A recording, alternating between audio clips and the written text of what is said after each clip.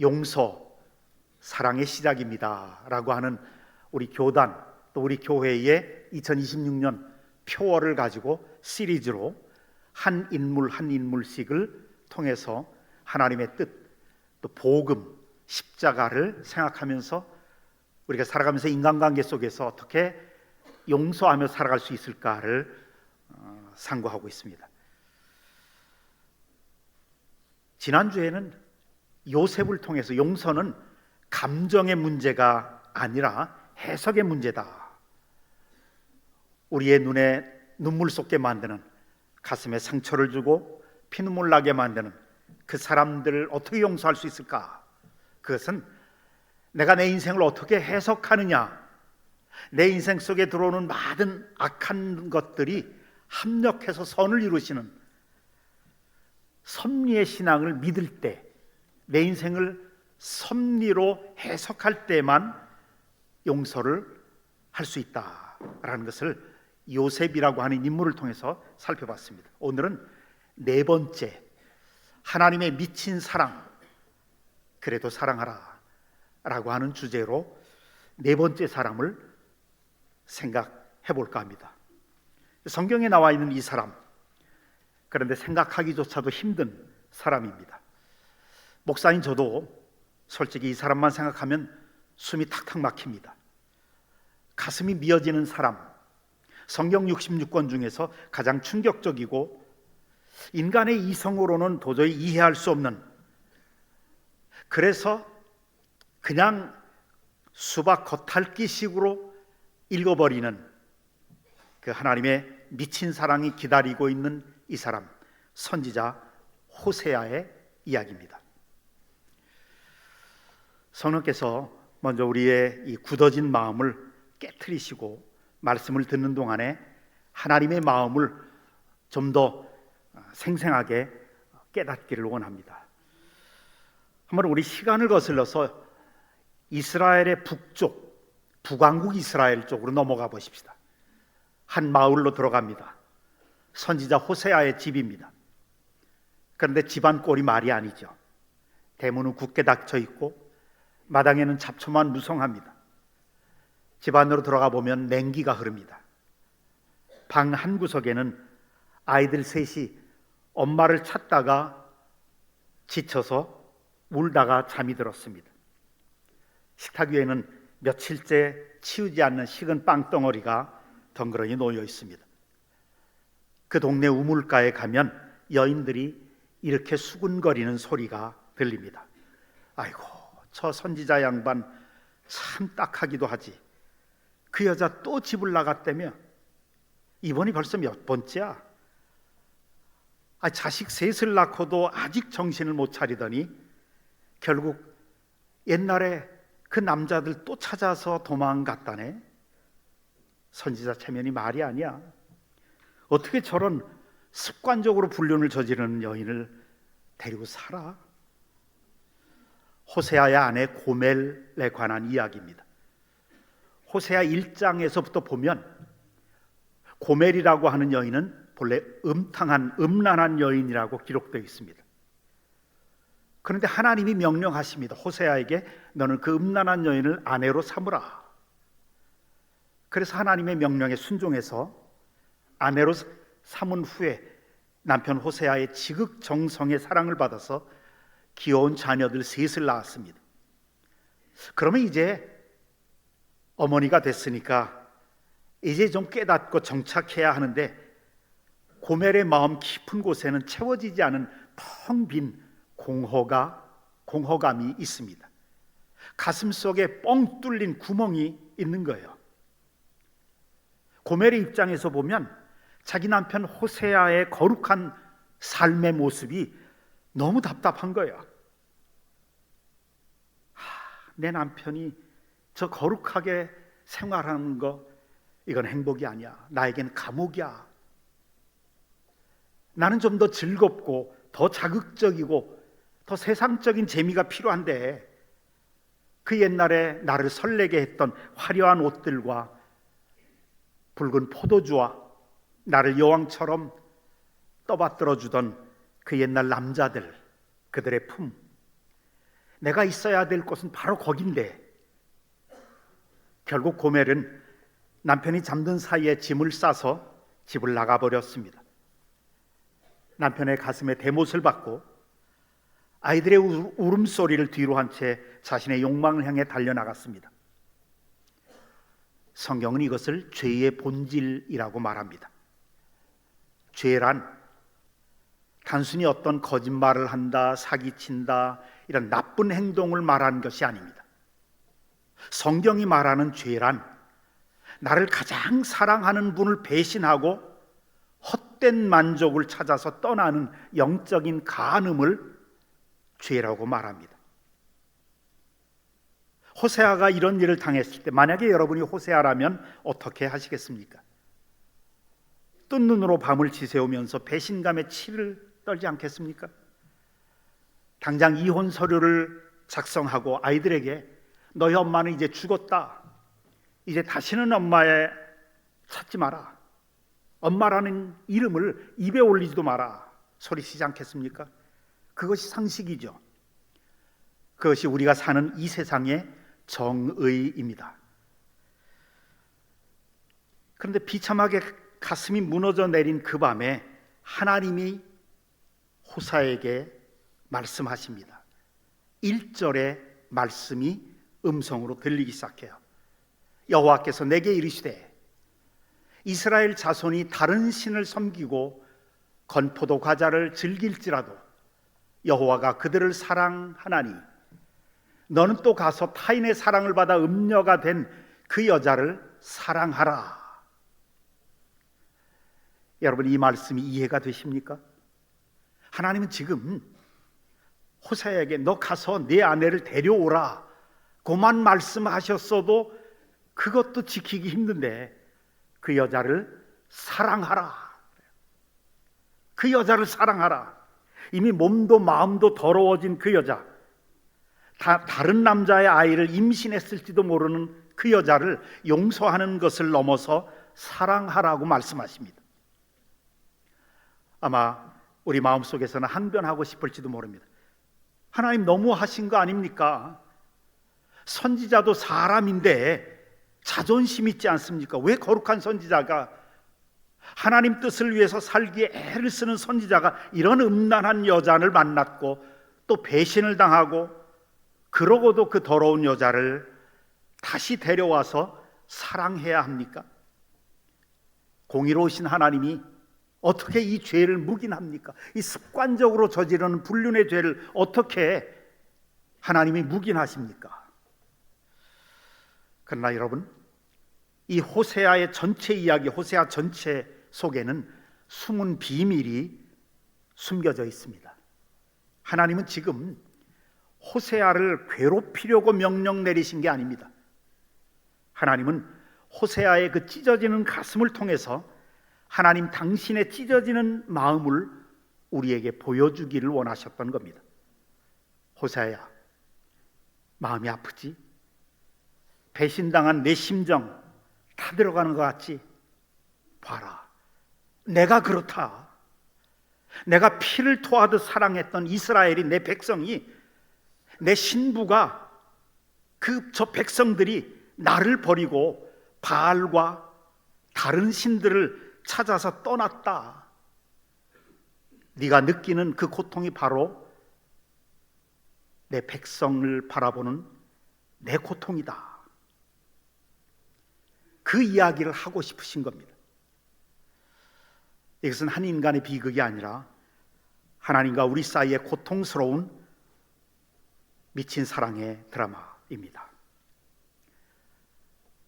거룩하신 하나님이 죄인된 우리를 향해서 품으시는 말로 설명할 수 없는 그 고통스러운 사랑을 호세아라는 한 인물을 통해서 보여주시는 것입니다. 너는 가서 타인의 사랑을 받아 음녀가 이미 된 그 여자를 사랑하라. 호세아는 이 명령 앞에 침묵합니다. 그리고 묵묵히 주섬주섬 옷을 입습니다.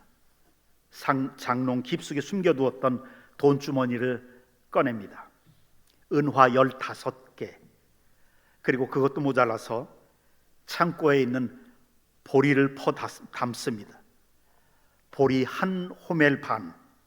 아마도 호세아는 자기 집에 있는 모든 돈과 식량을 다 털어서 아내를 찾아서 떠납니다. 어디로 갔을까요? 화려한 파티장으로? 고급 호텔 로비로? 아닙니다. 죄의 쾌락은 분명히 환상적일 겁니다. 그러나 죄의 쾌락은 잠깐입니다. 달콤함은 순식간에 사라지고 비참함만 남습니다. 고멜이 집으로 나갈 때 가져갔던 돈은 이미 다 떨어졌고, 그녀의 젊음과 매력적인 미모가 시들해지자 그녀를 탐했던 남자들은 그녀를 헌신짝처럼 버렸습니다. 결국 그녀는, 고멜은 흘러들어가는 것이 몸을 파는 인신매매 시장, 노예 시장이었습니다. 호세아는 지금 그 노예 시장을 찾아가는 것입니다. 시장 바닥에 역겨운 냄새가 코를 찌릅니다. 짐승처럼 쇠사슬에 묶인 사람들이 노예로 팔려가기 위해서 줄을 지어 서 있습니다. 그 하나둘을 흥정하는 거친 소리들이 오가고 있습니다. 그 노예들의 맨 끝부분에 구석진 곳에 한 여인이 쪼그리고 앉아 있어요. 머리는 산발이 되었고 옷은 찢겨나갔고 눈에는 초점이 없습니다. 한때 선지자의 사모님이라 불렸던 고멜입니다. 이제는 몸값이 매겨진 창녀 노예일 뿐입니다. 그 노예들의 거간꾼이 경매를 시작하죠. 자, 이 여자 사갈 사람 없소? 헐값에 넘기겠습니다. 누가 데려가겠소? 아무도 거들떠보지 않습니다. 왜요? 이미 망가질 대로 망가진 이 여자 누가 돈을 주고 사겠습니까? 이 세상은요, 쓸모가 없으면 버려요. 효용 가치가 떨어지면 폐기 처분하는 것이 세상의 법칙입니다. 그런데 그 군중들을 해치고 한 남자가 걸어서 나오죠. 호세아입니다. 자기 남편임을 알아챘던 고멜은 고개를 들 수가 없습니다. 차라리 땅이 꺼져서 그 속으로 숨고 싶었을 것입니다. 남편의 분명히 눈에 서려 있을 경멸과 분노를 마주할 자신이 없었습니다. 그런데 고멜의 귀에 들려오는 소리는 분노의 소리가 아니라 짤랑짤랑 떨어지는, 은화가 떨어지는 소리였습니다. 여기 은 15개요. 그리고 여기 보리 한 호멜 반입니다. 성경학자들은 이 값을 합치면 당신 노예 한 사람, 건장한 노예 한 사람의 몸값인 은 30세겔이 된다고 말합니다. 호세아는 지금 자기 아내를 돈을 주고 다시 사고 있습니다. 원래 내 것인데 내가 값을 다시 치르고 다시 삽니다. 이것을 성경은 구속이라고 말합니다. 값을 치르고 다시 산다. 사랑하는 성도 여러분, 이 장면에서 우리는 호세아의 모습 위로 겹쳐지는 다른 한 분을 보고 있습니다. 자신의 전 재산을 털어서 배신한 아내를 사오는 이 바보 같은 사랑, 앞뒤 계산할 줄도 모르고 자존심 따위는 개나 주어버린 이 미친 사랑, 바로 우리 주님 예수 그리스도의 모습입니다. 우리는 인정하기 싫습니다. 우리가 바로 고멜이라고 하는 사실을. 그래서 호세아서를 읽을 때 그냥 대충 그 당시에 사람들이 이렇게 악했구나, 이 정도로만 이해하고 그냥 넘어갑니다. 그런데 성경은 우리를 향해서 고멜이라고 말합니다. 목사님, 저는 고멜처럼 살아본 적이 없습니다. 저는 그래도 내 나름대로 선하게 도덕적으로 살았습니다. 내가 어떻게 고멜이 됩니까? 라고 말할지 모릅니다. 그러나 하나님 보시기에 우리는 모두 영적인 가는 자였습니다. 한번 생각해 보십시다. 하나님의 그 많은 사랑을 받고도 우리는 세상의 만족을 찾아 떠났습니다. 하나님보다 돈이 더 좋았죠. 하나님보다 내 자존심을 더 챙겼습니다. 하나님보다 성공이 더 좋았고, 하나님 뜻대로 살기보다는 내 나름대로의 신앙을, 내가 이것이 신앙이라고 만들어 놓은 내 나름대로, 내 마음대로 사는 것이 더 좋았습니다. 하나님보다 세상의 칭찬이 더 좋았거든요. 하나님보다 세상이 주는 명예와 성공을 더 사랑했고, 하나님의 영광보다 내 이름이 높아지는 것을 더 원했습니다. 내가 하나님을, 세상 사람들이 나를 통해서 하나님을 알아주기보다 나를 알아주기 더 원했습니다. 내가 인정받기를 더 원했고, 영광받기를 더 갈망했습니다.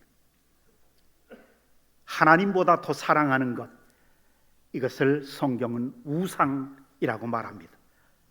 하나님보다 더 소중히 여기는 것, 하나님보다 더 귀하게 느껴지는 것, 이것을 성경은 우상이라고 말합니다. 우리는 얼마나 많은 우상을 쫓아서 우리의 만족을 향해 달려갔습니까? 그래서 성경은 우리를 볼 때 고멜이라고 말합니다. 그러다가 죄의 노예가 되어서 이제 영혼이 피폐해진 채 비참한 자리에 주저앉게 된 것입니다. 이렇게 아무도 우리를 거들떠보지 않을 때 영적으로 피신하여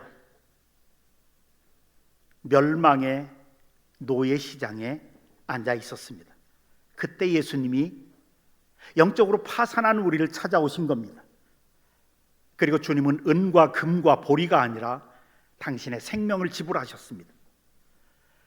저 갈보리 언덕이라는 노예 시장에서 자신의 발과 손을 십자가에 못 박히고 마지막 피 한 방울까지 다 쏟으시면서 우리의 몸값을 지불하셨습니다. 세상의 법정에서는 죄 지은 자는 반드시 벌을 받아야 된다, 그 죄값을 받아야 되고, 죄값이 죽음이면 죽어야 한다, 배신자는 반드시 심판받아야 한다, 이것이 정의입니다. 세상이 말하는 공의, 정의입니다. 그러나 복음은 말합니다. 그 배신자를 찾아서 다시 신부로 삼으라.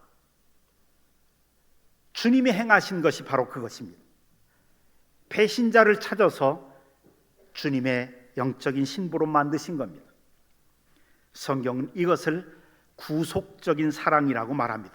값을 주고 다시 사온 사랑입니다. 그래서 우리는 공짜로 구원을 얻었습니다. 우리가 너무도 좋아하는 에베소서 2장 8절의 말씀, 우리가 구원을 받되 은혜를 말미암아 구원을 받았다, 은혜로 구원을 받았습니다. 그래서 그것은 공짜입니다. 그러나 그 구원은 결코 값싼 것이 아니었습니다.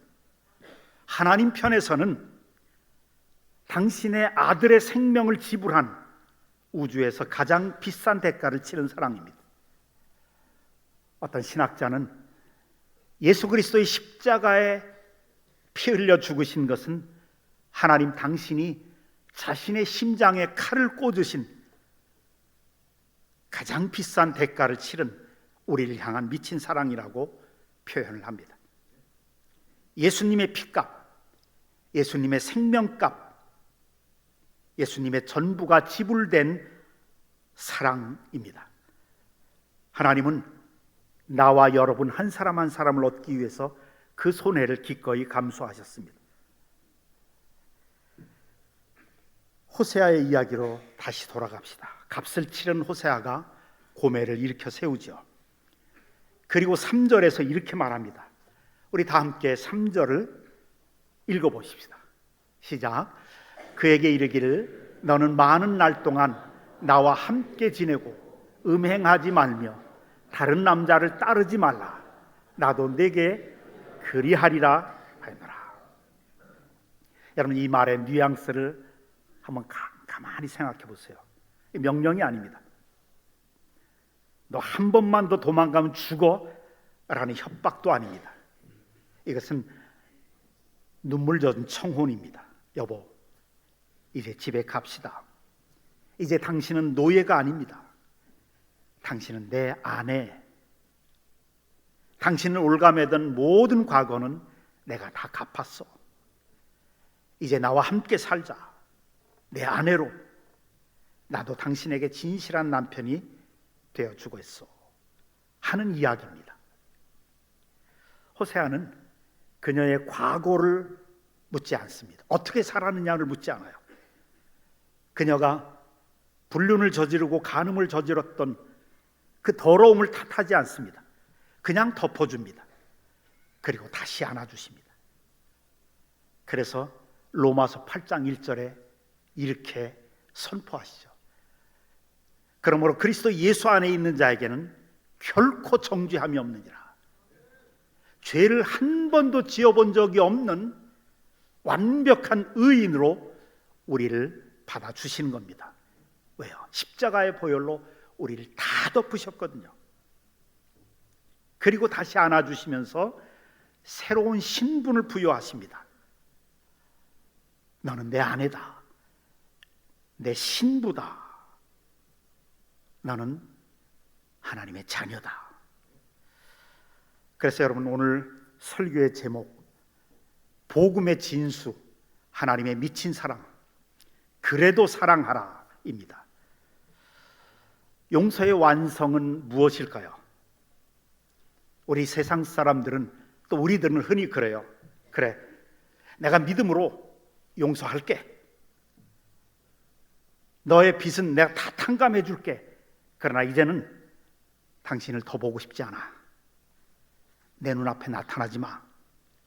하나님, 그 사람 다시는 보고 싶지 않습니다. 용서는 하겠습니다. 하나님이 명령하시니까 용서는 하겠습니다. 그러나 그 사람 다시 보고 싶지 않습니다. 이것이 우리의 용서고 세상의 용서입니다. 더 이상 관여하지 않겠다는 무관심이죠. 그러나 십자가의 용서는 관계가 회복되는 것입니다. 이전의 자리로 다시 앉히는 것입니다. 하나님의 용서는 그 죄 많은 우리를, 고멜과 같은 우리를 완벽한 의인으로 덮어주신 겁니다. 종이 아닌 자녀로, 원수가 아닌 신부로 우리를 다시 부르신 겁니다. 우리의 삶을 한번 볼 필요가 있습니다. 하나님의 자녀로서 지금 우리 마음속에 도저히 용서가 안 되는, 용서할 수 없는 사람이 있습니까? 부모일 수도 있고, 함께 기도하고 함께 봉사했고 함께 먹었던 교인들일 수도 있고, 내 뒤통수를 쳐요. 나를 속여요. 내 눈에 피눈물 나게 만들었어요. 배신감에 밤잠을 설치면서 하나님이 나에게 무엇을 시키든지 나 다 할 수는 있어도 이것만은 못하겠습니다. 어떻게 그 사람을 용서할 수 있습니까? 어떻게 그 사람을 다시 사랑할 수 있습니까? 그러면 내 상처는 누가 보상하고요? 하나님, 그 사람 다시는 보고 싶지 않습니다 라고 하는 그런 사람이 우리 삶 속에 있다면, 맞습니다. 우리 힘으로는 용서가 안 되죠. 죽었다 깨나도 못합니다. 내 의지로는 절대 호세아가 될 수가 없습니다. 그런데 우리가 기억해야 될 것 한 가지가 있습니다. 이 비참한 고멜이 우리였다는 사실입니다. 이건 잊어서는 안 됩니다. 냄새나고 더러운 나를 십자가에서 피 흘리시면서 너는 내 사람이다, 내 사랑이다, 너는 나의 전부다, 너는 나의 신부다 라고 끌어안아 주시면서 예수님이 우리를 만나 주셨을 때, 우리를 다시 만나 주실 때, 우리는 우리에게 피눈물 흘리게 했던 그 사람을 품을 수 있는 힘을 얻습니다. 용서는 감정이 아닙니다. 용서는 섭리의 신앙으로 우리의 인생을 해석하는 것이었고, 동시에 용서는 대가를 지불하는 결단입니다. 상대가 나에게 진 빚을 내가 떠안는 것, 내 자존심을 팔고 내 감정을 쳐서 복종시키면서 관계를 회복하는 것입니다. 예수님이 나에게 그렇게 하셨듯이, 그래서 이제 오늘 호세아의 집 문이 열리고 목욕을 하고 새 옷을 갈아입은 고멜이 자녀 셋을 안고 우는 겁니다. 그리고 그 곁에 호세아 남편이 그 곁을 지킵니다. 이것이 복음이고 이것이 교회입니다. 우리 성도들의, 모든 성도들의 가정이, 그리고 우리 교회가 이 호세아의 사랑으로 채워지기를 원합니다. 이 세상은 눈에는 눈, 이에는 이라고 말합니다. 다시는 나에게 기어오르지 못하도록 짓밟아 버리는 것이 이 세상의 논리입니다.